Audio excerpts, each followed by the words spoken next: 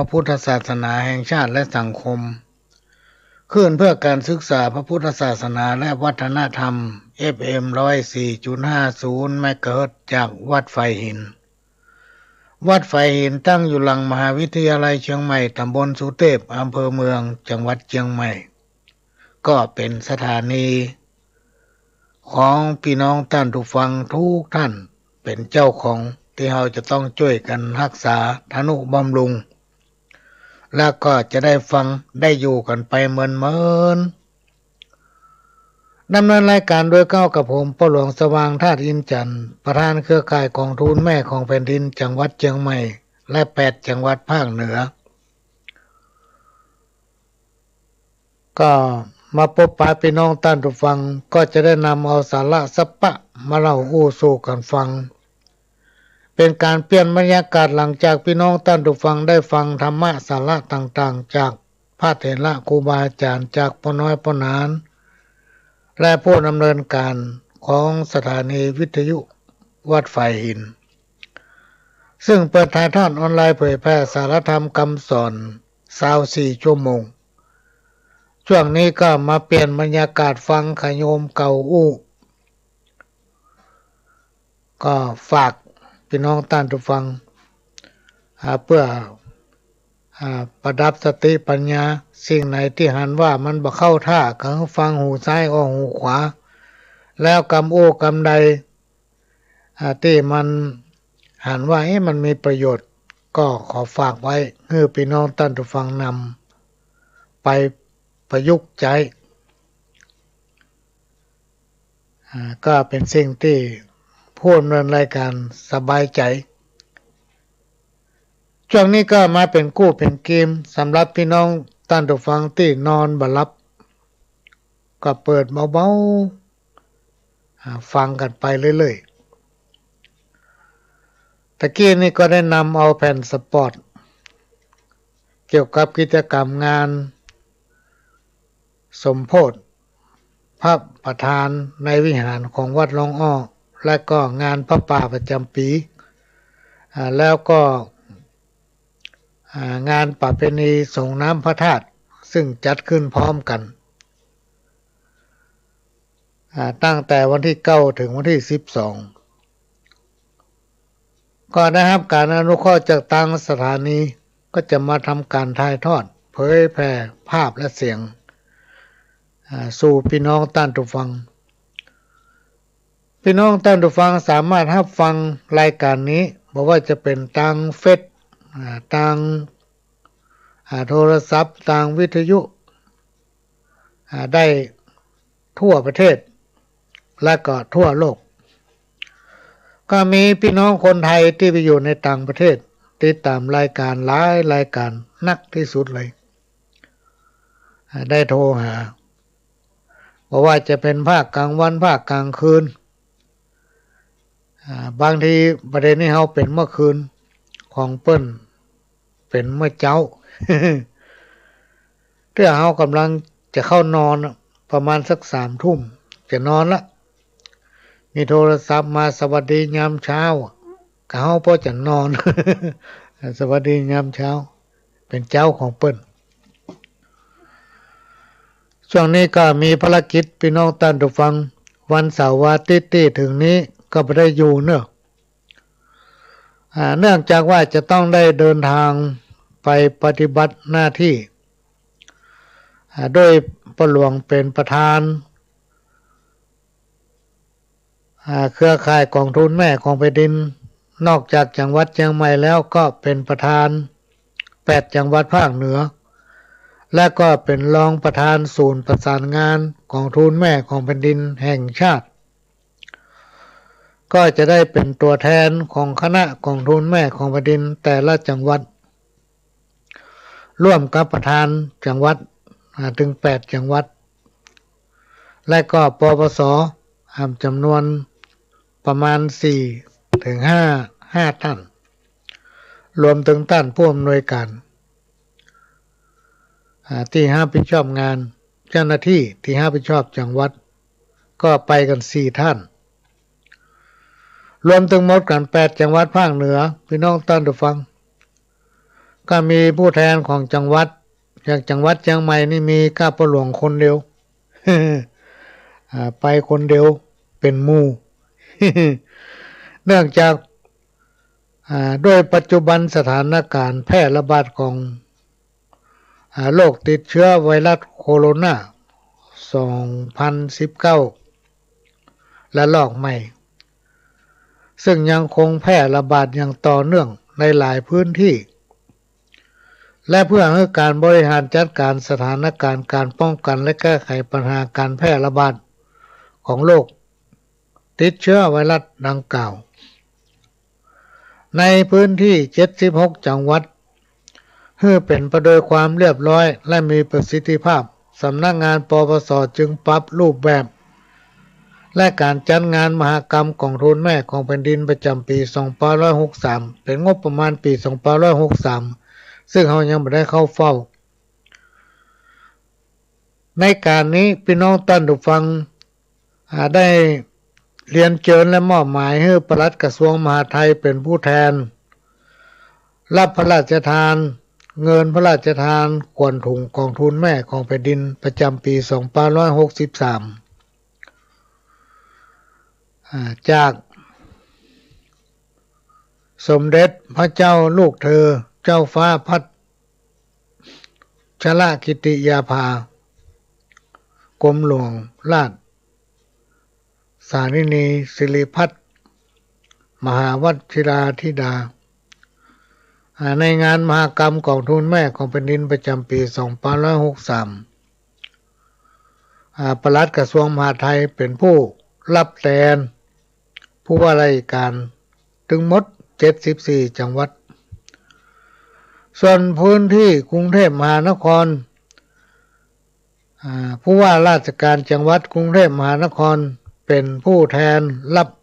มอบเหมือนเดิมตอนนี้ทางปปส.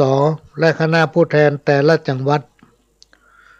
ได้เดินทางไปที่กรุงเทพแล้วพี่น้องท่านผู้ฟังโดยจะมีกำหนดการเข้าเฝ้ารับพระราชทานเงินขวัญถุงของทุนแม่ของแผ่นดินซึ่งเป็นภารกิจประจำทุกปีที่เครือข่ายกองทุนแม่ของแผ่นดินทั่วประเทศจะต้องได้จัดงานมหกรรมวันกองทุนแม่ของแผ่นดินประจำปีในปีนี้เลื่อนมาพี่น้องท่านผู้ฟังเนื่องจากว่าแทนที่จะจัดเมื่อสิงหาที่ผ่านมาละเมื่อปี2563ละแต่ว่าไวรัสโควิดมันระบาดก็เลยเลื่อนมาเป็นวันที่4เมษายน2564ที่ห้องแกรนด์ไดมอนด์บอลลูมอาคารศูนย์ประชุมเอ็มเพ็กนะเมืองทองจังหวัดนนท์อันนี้ก็แจ้งให้ทราบว่าวันพรุ่งนี้ตอนเช้าประมาณสัก6 โมงนี้พ่อหลวงต้องเดินทางออกจากบ้านละก็ไปที่สนามบินมันโวยหน่อยพี่น้องท่านผู้ฟังแต่ก่อนนี้ไปไหนมาไหนจะนั่ง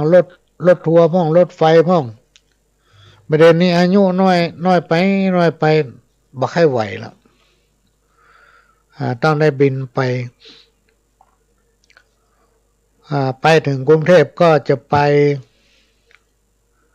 ดูสถานที่ที่เมืองทองที่จะต้องเตรียมรับเสด็จในวันพุธในวันที่4พ่อหลวงจะไปวันที่3วันที่4ก็เข้าเฝ้าให้พระราชทานเงินขวัญถุงของทุนแม่ของแผ่นดินในการนี้ผู้แทน18จังหวัดเพิ่นเดินทางไปหมดละพ่อหลวงจะเดินทางไปวันพุธหลังจากนั้นก็จะไปดูงานร่วมกับคณะรัฐมนตรีกันยังบ่ฮู้ว่าเป็นรัฐมนตรีท่านใดก็จะไปดูงานดูกิจกรรมของพี่น้องแถวดอนเมืองนะแถวดอนเมืองในวันที่5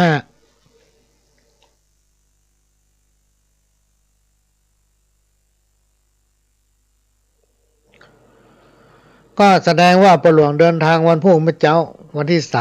3วันที่4วันที่5อยู่ที่กรุงเทพเพราะฉะนั้นวันเสาร์อาทิตย์นี้มาได้มาพบปะพี่น้องท่านผู้ฟังเนอะต้องขอสุมาภัยด้วย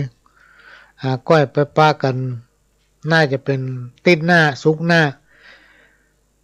เป็นประจำทุกวันศุกร์พี่น้องท่านผู้ฟังตั้งแต่4 ทุ่มถึง5 ทุ่มเขาก็จะมาเป็นกู้เป็นเกมมาพบมาปะ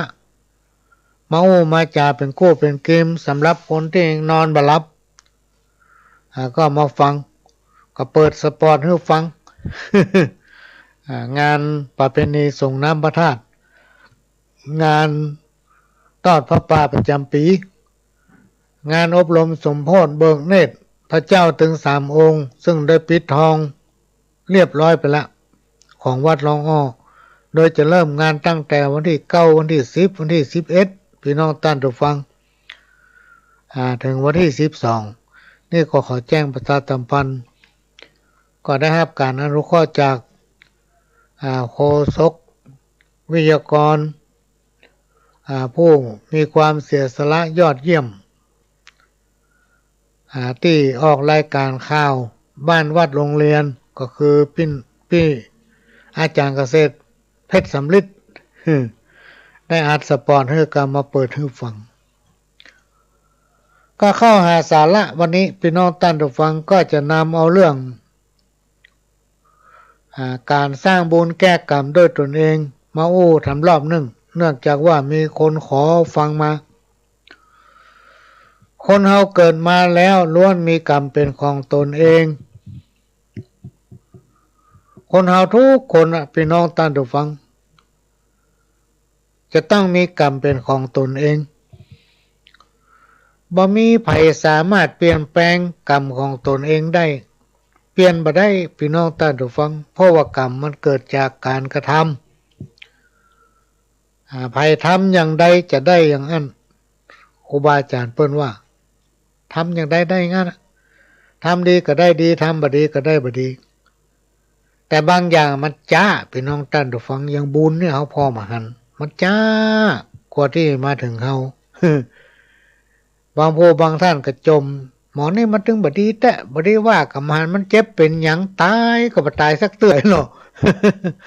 ก็มันถึงเวลาพี่น้องท่านผู้ฟังคนเฮาถ้ามันถึงเวลาอยู่ที่ไหนก็ตายหมดคนเฮาเกิดมาล้วนแต่มีกรรมเป็นของตนเองบ่มีไผที่สามารถเปลี่ยนแปลงกรรมของตนเองได้ยิ่งเป็นอกุศลกรรมก็คือกรรมที่เกิดจากการกระทำในสิ่งที่บ่ดีบ่ว่าจะเป็นกรรมในอดีตชาติและชาติปัจจุบันซึ่งจัดอยู่ในบาปเคราะห์เมื่อถึงคราวย่อมจะเกิดขึ้นนะย่อมจะปะถ้ามันถึงคราวมันที่มันบ่ปะก็คือว่ามันใจเวลาหูเปิ้นเตื้อบางทีเกณฑ์ชะตามันยังแข็งอยู่โอ้หมอน่ะมันทำบ่ดีแตะบ่ดีว่ามันเป็นอย่างสักเตื้อมันมาถึงเวลาจะนักหรือน้อยก็อยู่กับกุศลกรรมก็คือบุญที่เราทำพี่น้องท่านผู้ฟังทุกคนมีกรรมติดมาตั้งแต่อดีตชาติเราบ่สามารถที่ยังรู้ได้ว่าในชาติที่ผ่านมานั้นเราทำกรรมมันอย่างไว้พ่องมันจะนักจะน้อยนี่มีไผหูสักคนมันจะนักหรือเบานี่ขึ้นอยู่กับกุศลกรรมก็หมายถึงว่าอยู่ที่การกระทำของเราเกิดมาชาตินี้เราสร้างสมแต่ความดีทำบุญเรื่อยๆเสียสละบ่ว่าจะเป็นกำลังทรัพย์บ่ว่าจะเป็นกำลังกายบ่ว่าจะเป็นกำลังวาจากำลังใจกำลังสติปัญญาทำไปเรื่อยๆเป็นห้องว่ามีจิตใจใฝ่ต่างบุญผู้ที่มีจิตใจใฝ่ต่างบุญ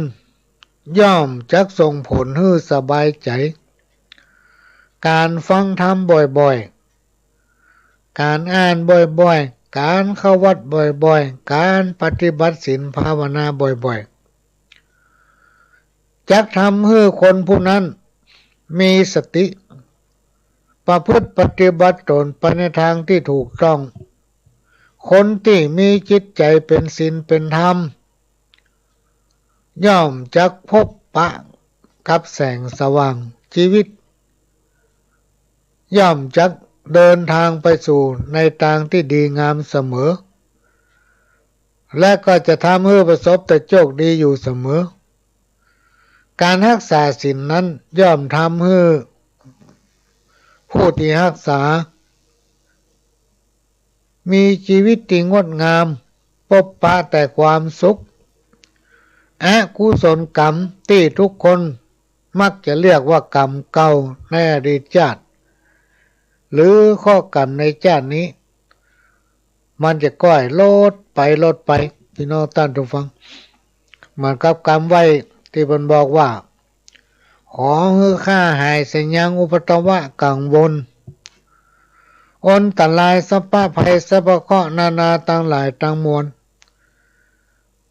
แม้นว่ามาบังเกิดแล้วจุ่งระงับกับหายไปที่ยังบ่ได้มาบังเกิดด้วยจะอาจสมถะมาบังเกิดด้วยเตชะภาวะอันข้าได้กระทำอันอย่างที่เขาทำอยู่ในขณะนี้จงเป็นพระปัจจัยนำเอาแก้วแหวนเงินคำเสื้อผ้าสัพพวัตถุนานาที่เขาอยากได้ฮื้อมาหาจาลวงสุดแม้นว่าเฮานี่วายหน้าไปสี่ทิศะแปดทิศะเขาจะไปทั้งเหนือทั้งใต้ตกออกไปนั่นนี่ฮื้อเป็นที่เคารพสักการะต่อคนทั้งหลายและสรรพสิ่งทั้งหลายศีลห้าศีลแปดนี้พี่น้องท่านผู้ฟังช่วยเสริมดวงชะตาให้คนที่ปฏิบัติดี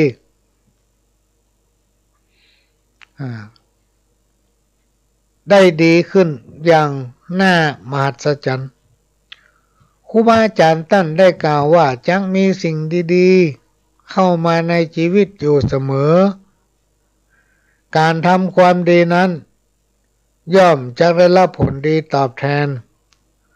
จิตใจเบิกบานสุขภาพแข็งแรงพบปะแต่ความสุขศีลห้าข้อเป็นศีลหรือธรรมะขั้นพื้นฐานที่ศรัทธาเจ้าพุทธเฮาทั้งหลายพึงมีและนำปฏิบัติควบคู่กับการประกอบสัมมาอาชีพหรือการใช้ชีวิตประจำวันไผผู้ใดทำได้ในชีวิตก็จักพบแต่สิ่งที่ดีๆเป็นต้นว่าความสงบสุขร่มเย็นนอกจากนี้วิบากกรรมต่างๆวิบากกรรมในชาติแล้ววิบากกรรมในชาตินี้ที่มันโตยมาที่เฮากำลังกระทำจักลดลงพี่น้องท่านผู้ฟังศีลห้าศีลแปดการทำความดีงามนั้นยังเป็นเกราะคุ้ม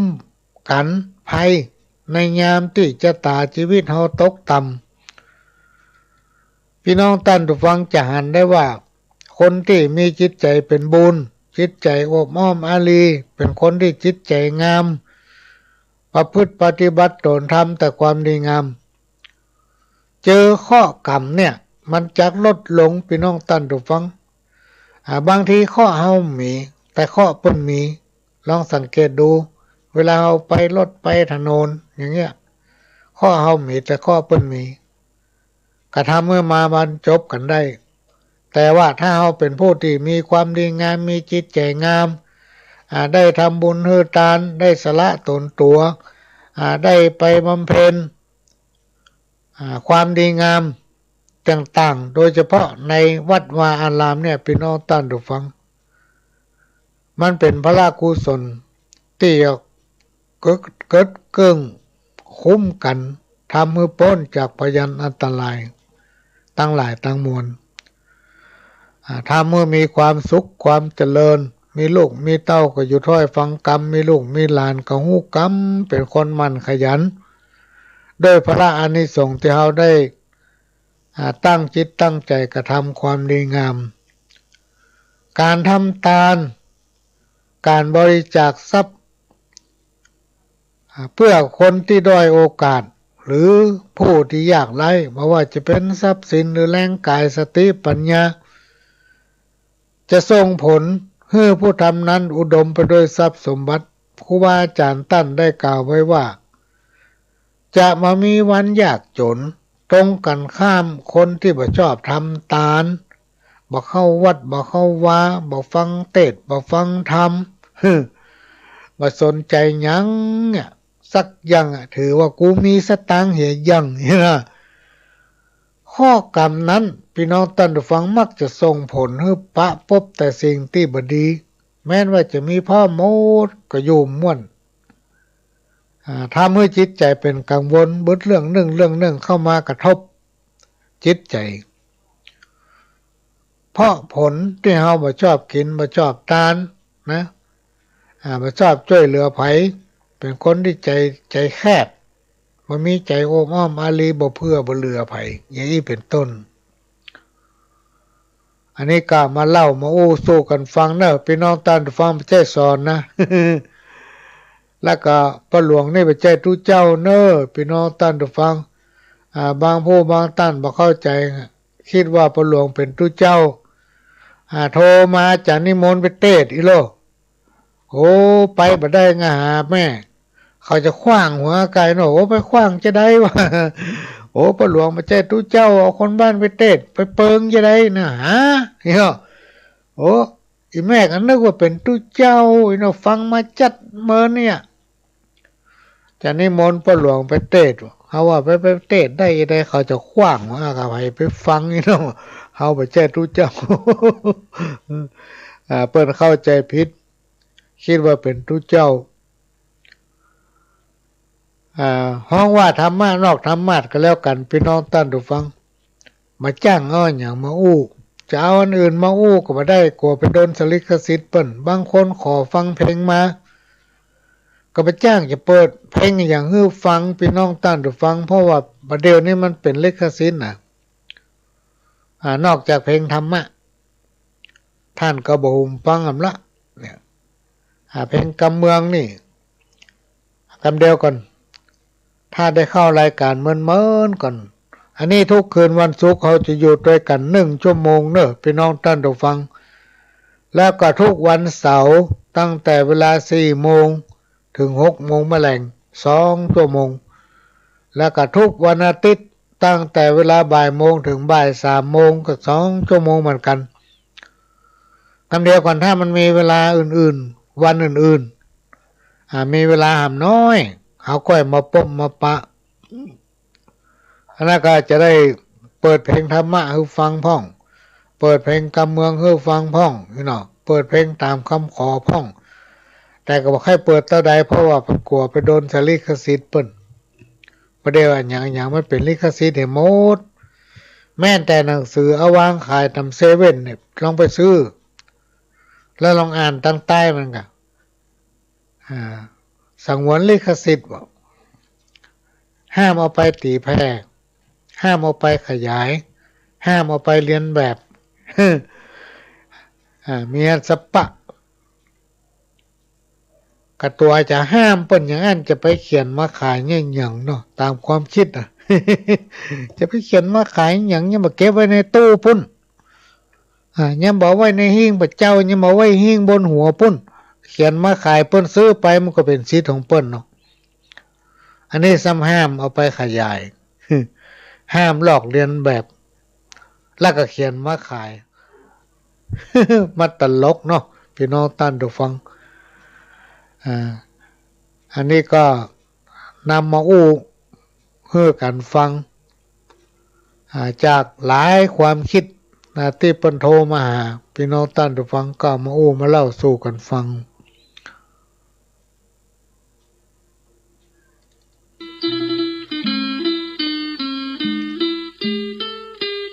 ข่าวสารเพื่อการประชาสัมพันธ์วัดร้องอ้อศุกร์ที่9 เมษายนช่วงเช้าก็มีการตกแต่งดาตถาร่วมกันประดับประดาตกแต่งที่วัดร้องอ้อ 19 นาฬิกาพิธีทักษิณานุปทานอุทิศส่วนกุศลให้บุรพาจารย์10 เมษายน วันถวายผ้าป่าประจำปี 8 นาฬิกาเป็นต้นไปเริ่มถวายผ้าป่าตลอดทั้งวันจนถึงช่วงกลางคืน 20 นาฬิกาก็มีการแสดงมหรสพรำวงย้อนยุคพ่อค้าแม่ค้าสวนสนุกอาทิตย์ที่ 11 เมษายนเป็นวันประกอบพิธีส่งน้ำพระธาตุแล้วก็เบิกพระเนตรพระ 20 นาฬิกาการแสดงจากคณะนักเรียนโรงเรียนวัดร้องอ้อ 20 นาฬิกา 30 นาทีเริ่มประกอบพิธีสวดมนต์สัน 23 นาฬิกาพิธีแสดงธรรมปฐมสมโภช 12 มีนาคม 2564 พิธีต่อเนื่องหลังเที่ยงคืนสวดมหาสมัยพานยักษ์พิธีสวดมหาพุทธาภิเษก 3 นาฬิกาพิธีแสดงธรรมมหาพุทธาภิเษกเริ่มพิธีกวนข้าวมัทุปายาต 5 นาฬิกาเริ่มพิธีสวดไขตาพระเจ้า 6 นาฬิกาถวายทายธรรมแผ่เมตตาเป็นเสร็จพิธีในกิจกรรมและพิธีบวงสรวงก็เป็นส่วนที่เป็นกำหนดการงานของวัดร้องอ้อจากกำหนดการเดิมได้เลื่อนมาเป็น9 ถึง 12 เมษายน 2564 9 ถึง 12 เมษายน 2564 เชิญท่านร่วมงานบุญสงน้ำพระธาตุและพิธีเบิกพระเนตรพระพุทธรูปประจำปีนี้โดยพร้อมเพรียงกัน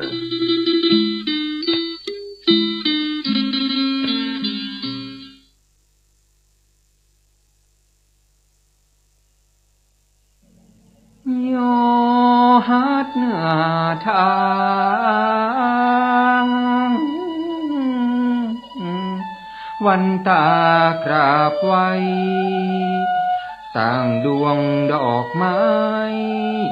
มาทุบุพภาแปลงใจนอบน้อมพุทธมหา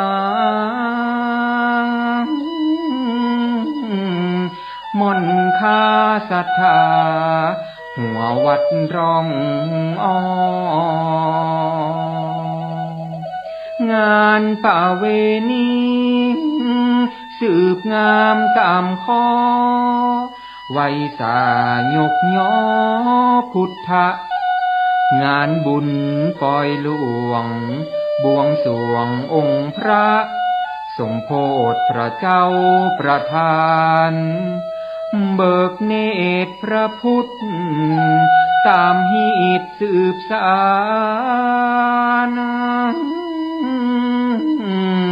เพื่อเป็นบุญตานกับตัวมนคาสืบป่าเวณีพระธาตุสว่างจ้า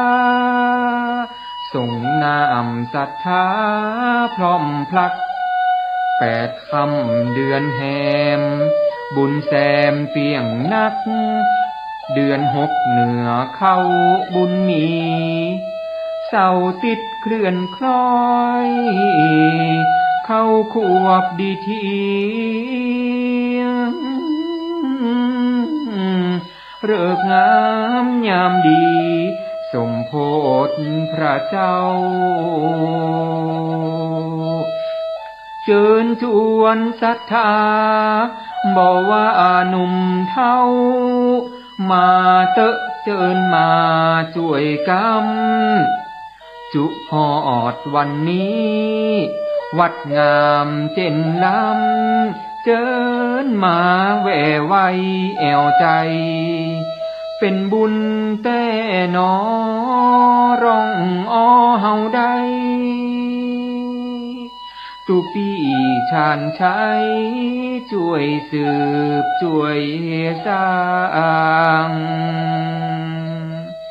พระอธิการสารงานอวดอ้างกันตะวีโรสืบไว้องค์พระประธานตำนานท่านไทยต้องตันท่านเจ้าชายาอายุรวม100 ขวบพระวาสา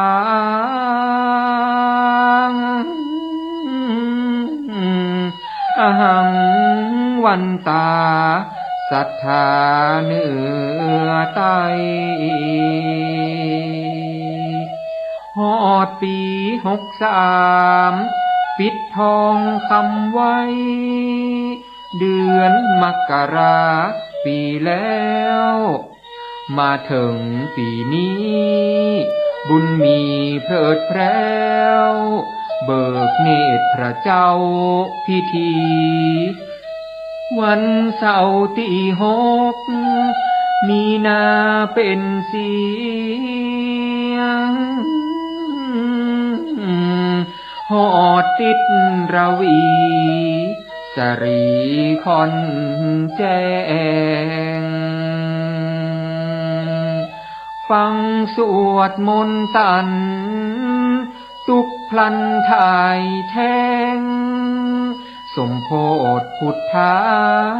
จื่นสุขงานบุญวัดเฮาบ่เหงาโศกทุกข์สนุกร้องอ้อเวียงทองปล่อยหลวงวันนี้น้องปีฉลองหีถอยคันลองพุทธากราบไว้บุญปารามีเหนือตกออกใต้แผ่พายยายไปเตืองเต้าย่อมือไว้สาวันทาคำเจ้าพระสงฆ์องค์เจ้าสังฆาเข้าจ้อยขอลาคงจบเต้าอีเท่านี้วาดวางลงก่อนแลนายเฮ้ยก็มาฟังข่าวยาเสพติดอันยาเสพติดมีพิษเหลือหลายมันล้างทำลายตึงบ่เลือกหน้า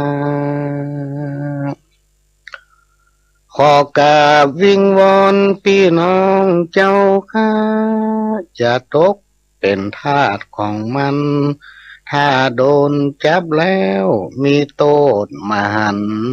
100 ปีเดือนวันโดนขังคอกกวางเว้นไก่ไก่บ่ใจอู้แกงลูกฮักจอมแปงปวดหูหันตัวอย่างมากหลายใจว่าบ่หูอย่าไปจืนสู้จิ้มลอง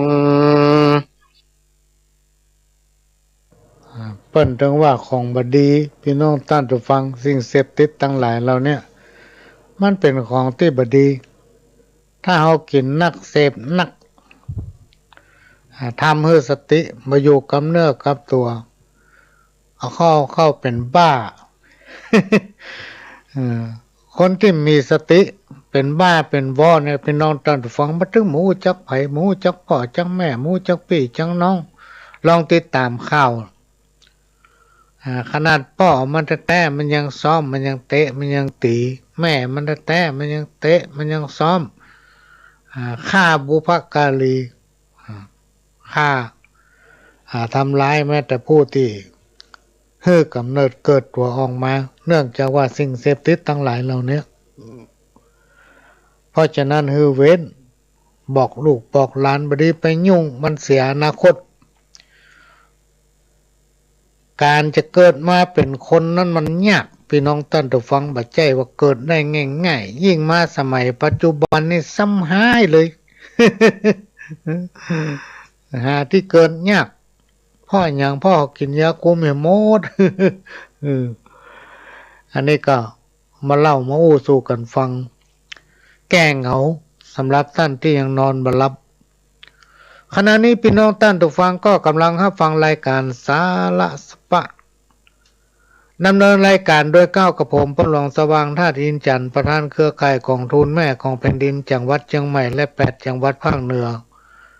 รองประธานศูนย์ประสานงานกองทุนแม่ของแผ่นดินแห่งชาติและก็เป็นประธานคณะที่ปรึกษาผู้ตรวจราชการภาคประชาชนจังหวัดเชียงใหม่ก็มาพบปะพี่น้องท่านผู้ฟังทางสถานีวิทยุ FM 104.50 เมกะเฮิรตซ์วัดไฟหินเป็นประจำทุกวันศุกร์ตั้งแต่เวลา 4 ทุ่มถึง 5 ทุ่มแล้วก็วันเสาร์ 4 โมงถึง 6 โมงเมื่อแลงแล้วก็วันอาทิตย์บ่ายโมงถึงบ่าย 3 โมง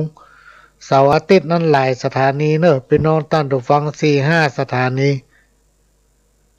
ท่านก็ไปไหลไปเลื่อนฟังเอาก็นำเอาสาระสะปะจากประสบการณ์พ่องเทปเอาตั้งใต้ตั้งเหนือมาเล่ามาโอ้สู้กันฟังก็เป็นกู้เป็นกิมพี่น้องท่านผู้ฟังอย่างเมื่อคืนวันนี้ไผ่ที่นอนมารับก็เปิดวิทยุเบาๆฟังรายการขโยมเก่าจากสถานีวิทยุของวัดไฟหิน 104.50 เมกะเฮิรตซ์ซึ่งเป็นสถานีวิทยุของพี่น้องพ่ออุ้ยแม่อุ้ยของพ่อน้อยพ่อนานของครูบาอาจารย์ทุกตนทุกองค์เป็นของท่านผู้ฟังทั้งหลายเป็นรายการที่ฟังได้ทั่วประเทศพี่น้องท่านผู้ฟังท่านจะฟังรายการเก่าก็เขียนชื่อเข้าไปหรือว่าเข้าใน Google เข้าอย่างนะสมาพันธ์ของสถานีวิทยุหรือว่าเขียนวัดไฟหินหรือว่าเขียนชื่อคนที่จัดรายการอย่างของพ่อหลวงนี่เขียนว่านายสว่างท่าดินจันทร์หรือว่าพ่อหลวงสว่างท่าดินจันทร์มันก็ออกทุกรายการเลยอันนี้ก็มาเป็นกู้เป็นเกมกันพี่น้องท่านผู้ฟังเป็นรายการที่เจ้าบ้านมาออกอากาศมาพบปะพี่น้องท่านผู้ฟัง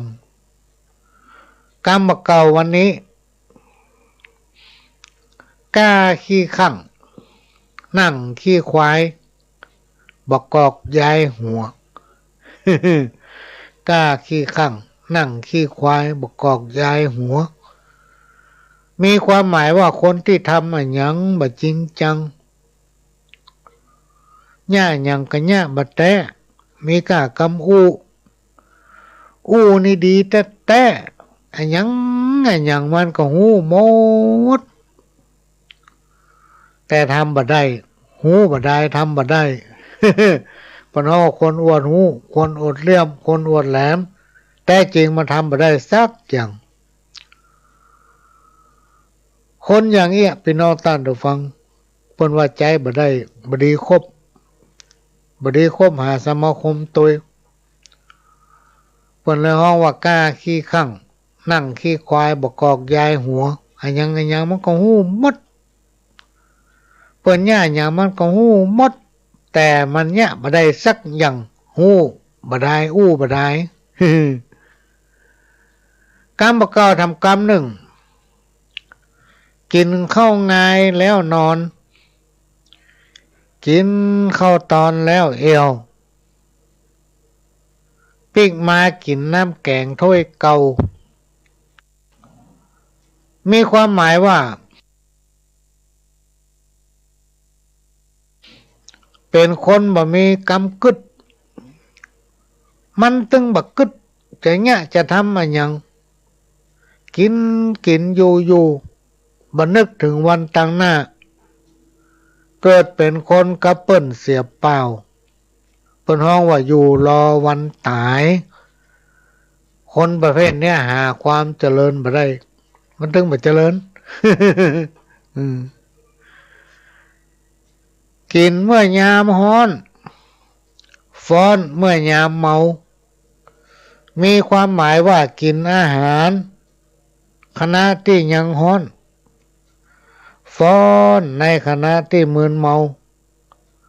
เปิ้นกล่าวไว้ว่าเป็นคนที่บ่รู้จักกาลเทศะนะแถมคำหนึ่งกินแล้วลืมอยากปากแล้วลืมคำ มื่อได้กินแล้วก็ลืมความอดอยากบางคนนี่นะได้กินของเปิ้นแล้วลืมบุญคุณเปิ้นได้ลั่นวาจาอย่างออกไปก็ลืมหมดลืมเหมือนกับหลายๆคนไปบนเจ้าที่งวดนี้ขอให้ได้สักหน่อยเต้อนะ บ่กองหวยออกแล้วได้แล้วลืมหาว่าได้น้อยอยู่เอาไว้งวดหน้าพองวดหน้าก็ไปบนบอกเปิ้นทำขอสักน้อยเต้อ พอถูกแต่มาแย่ทำว่ามันได้น้อยรอหำง่วนก่อน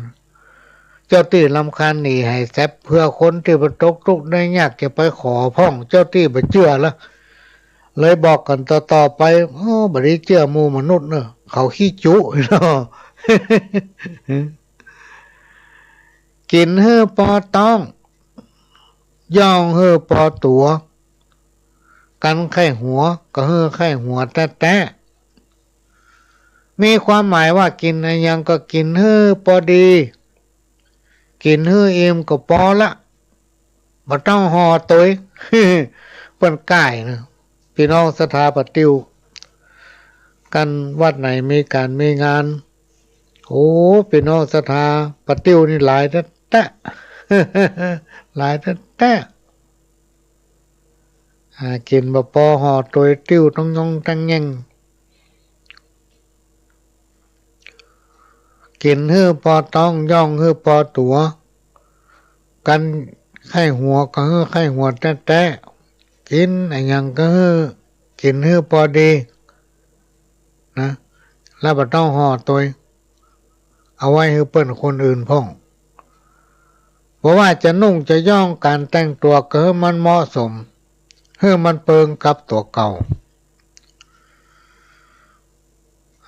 จะใส่สายเดียวก็ให้ส่องพอกระจกเหี่ยก่อนว่ามันจะเปิงก็ว่าบ่เปิงเนาะมันเป็นรุ่นของเฮาก่อ บางคนตัวอายุต่อใดล่ะมีลูกมีหลานเต็มบ้านเต็มเมืองแต่งมาใส่สายนิ้วก็เดี๋ยวลูกมันติมันไปใจรุ่นมาเลยแม่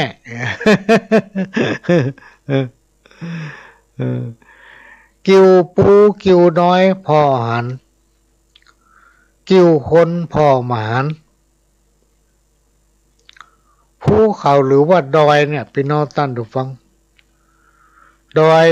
หรือว่าภูเขานั้นเขาพ่อหันแต่ช่องทางของคนบ่มีไผ่พ่อหันบุญวาสนาของคนบ่มีไผ่ยังหู้ได้พี่น้องท่านผู้ฟังหรือว่ามีทำกรรมหนึ่งที่ครูบาอาจารย์เพิ่นกล่าวว่าตามีหน้าพอหน้าบานคนเฮาเนี่ยบัดนี้ดูถูกกันพี่น้องท่านผู้ฟังเพราะเฮาบ่ฮู้ในวันตั้งหน้าเฮาบ่ฮู้อนาคตในวันตั้งหน้านะวาสนาจะตาของคนเฮาเนี่ยมันแข่งกันบ่ได้วันนี้มันมีหยังอย่าเกิดวันหน้าวันตามันมั่งมีขึ้นมาล่ะคนที่เคารพนับถือมีอยู่คนหนึ่งในสมัยก่อนน่ะพี่น้องท่านผู้ฟังประหลวงเป็นละอ่อนอยู่ไปที่ไหนเขาเตะก้นมันหล่นว่านหัวเปิ้นหล่นพ้องเอาไปเห็นจ้งใส่เปิ้นพ้องเวลาเปิ้นนั่งนึ่งเข้าสมัยก่อนมันบ้านถืมโลกพี่น้องท่านผู้ฟังฝาบ้านนี่เป็นถืมเป็นฝักเปิ้นนึ่งเข้าอยู่ตั้งนอกลักปดมอนึ่งให้เข้าเปิ้นออก คนตะกอนเปิ้นไปใจเนี่ยการกำยังเวลาเปิ้นนึ่งเข้าเปิ้นนึ่งลาบอาหารเปิ้นเอาถ่านใส่เอาหลัวใส่แล้วเปิ้นก็ลงไปเนี่ยการตั้งลุ่มไอ้หมอนั้นมาตั้งหลังยกเอามอนึ่งให้เข้าเปิ้นออกวางตั้งนอกถึงเวลาเปิ้นคิดว่ามันจึงสุกแล้วเปิ้นจะขึ้นมาปดเป็นว่ามอนึ่งให้เข้าตั้งอยู่ตั้งลุ่มเต่าโลบุญ เนี่ยคนตะกอนแกล้งกันในที่สุดคนนั้นถูกหวยพี่น้องท่านผู้ฟังมีเงินเป็น10 ล้านไปที่ไหนพนห้องปะเลี้ยง ปอเลี้ยงอ่ะ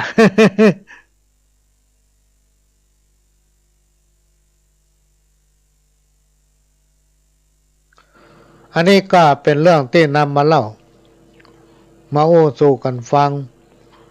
ว่าคนเฮาเนี่ยตามีหน้าพอหน้าบานจะต้องให้เกียรติซึ่งกันและกันทุกคนมีค่าพี่น้องท่านผู้ฟังทุกคนมีเกียรติทุกคนมีชีวิตจิตใจทุกคนมีภูมิปัญญานะ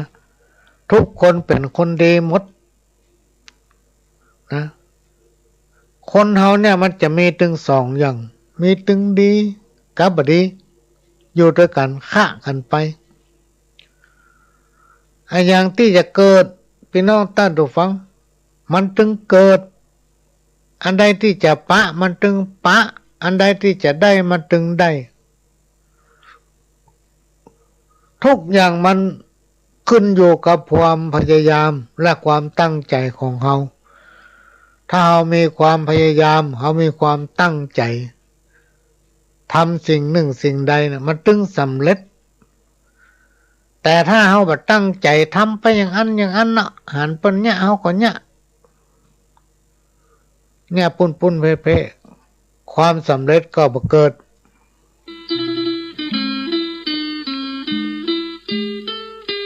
ข่าวสารเพื่อการประชาสัมพันธ์วัดร้องอ้อศุกร์ที่ 9 เมษายนช่วงเช้าก็มีการตกแต่งดาศรัทธาร่วมกันประดับประดาตกแต่งที่วัดร้องอ้อ 19 นาฬิกาพิธีทักษิณานุปทานอุทิศส่วนกุศลให้บุรพาจารย์ 10 เมษายน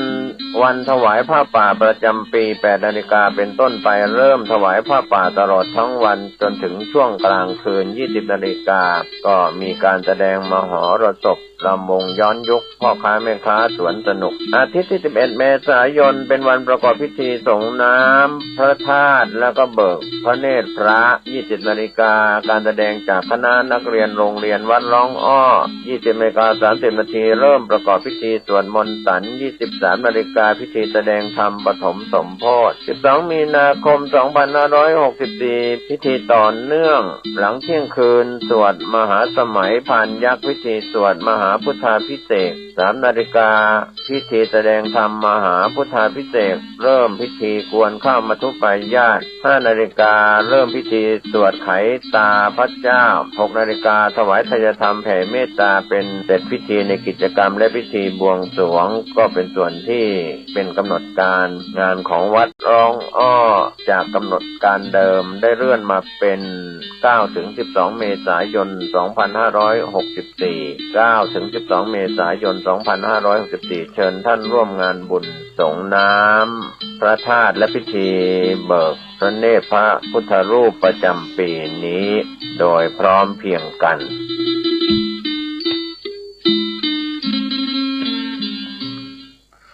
ขณะนี้พี่น้องท่านผู้ฟังก็กำลังรับฟังรายการสาระสปะจากสถานีวิทยุกระจายเสียงพระพุทธศาสนาแห่งชาติและสังคม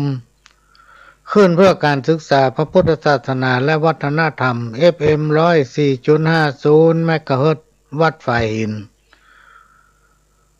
วัดไฟหินตั้งอยู่หลังมหาวิทยาลัยเชียงใหม่ตำบลสุเทพอำเภอเมืองจังหวัดเชียงใหม่ดำเนินรายการโดยก้าวกับผมประหลวงสว่างธาตุอินจันทร์ประธานเครือข่ายกองทุนแม่ของแผ่นดินจังหวัดเชียงใหม่และ8จังหวัดภาคเหนือและก็รองประธานศูนย์ประสานงานกองทุนแม่ของแผ่นดินแห่งชาติและก็เป็นประธานคณะที่ปรึกษาผู้ตรวจราชการภาคประชาชนจังหวัดเชียงใหม่ก็มาพบปะพี่น้องท่านผู้ฟังทางสถานีวิทยุแห่งนี้เป็นประจำทุกวันศุกร์ตั้งแต่เวลา 4 ทุ่มถึง 5 ทุ่มแล้วก็เป็นประจำทุกวันเสาร์ตั้งแต่เวลา 4 โมงถึง 6 โมงแลงและก็วันอาทิตย์ตั้งแต่เวลาบ่ายโมงถึงบ่าย 3 โมงก็มาปะพบกันทางสถานีวิทยุของวัดไฟหินและทำ5สถานีพี่น้องท่านผู้ฟังก็ไล่พ่อคนเดียวสถานีไหนพ่อ สำหรับคืนนี้เวลาก็หมดละ ก็จะขอฝากพี่น้องท่านจะฟังมันจะเข้าสู่หน้าฝนหน้าลมเนาะ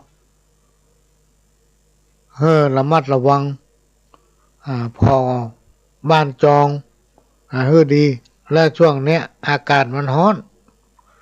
ใบไม้แห้งเปลวแดดนี่พอถึงไม่ได้ก่อนระวังเรื่องฟืนเรื่องไฟเรื่อง